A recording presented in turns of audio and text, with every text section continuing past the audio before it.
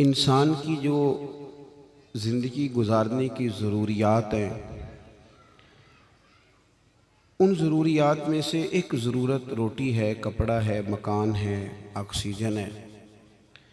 और ज़िंदगी गुजारने की ज़रूरियात में से एक बड़ी ज़रूरत मोहब्बत है।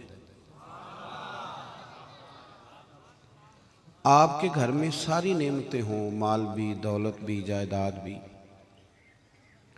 औलाद भी, अपना मकान भी, सारा कुछ हो, सिर्फ मियाँ बीवी का आपस में प्यार ना हो, घर सही चल जाता है।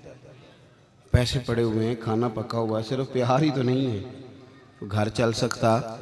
ये समझ लें आप बात। ज़्यादा किसी चीज़ को मैंने तूल नहीं देना, आप बस तवज्जो रखेंगे।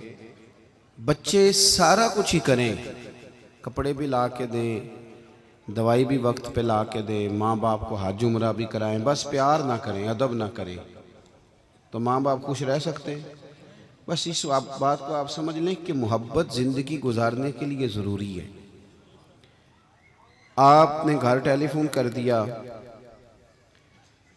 कि मेरी मर्ज़ी की फ़लानी चीज़ पकाना, घर वाली ने वो चीज़ पका दी आपकी, और भूख भी आपको ठीक ठाक लगी हुई थी। उसने ये भी कहा कि आते वक्त सलाद का सामान ले आना, 2-1 बोतलें भी ले आना। आपने मोटरसाइकिल पे बोतलें भी लटकाई थीं, सामान भी लिया था, घर मर्ज़ी का खाना पका था।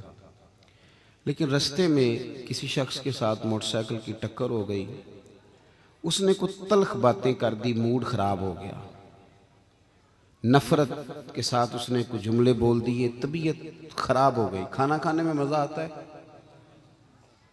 मसाला भी है और मर्ज़ी का खाना पका है, सारा कुछ है, लेकिन एक बात नफ़रत वाली हो गई है ना, तो हर चीज़ ख़राब हो गई। मोहब्बत का एक जुमला सारे वजूद को ताज़ा कर देता है, और नफ़रत से घूर देना सारे माहौल को ख़राब कर देता है।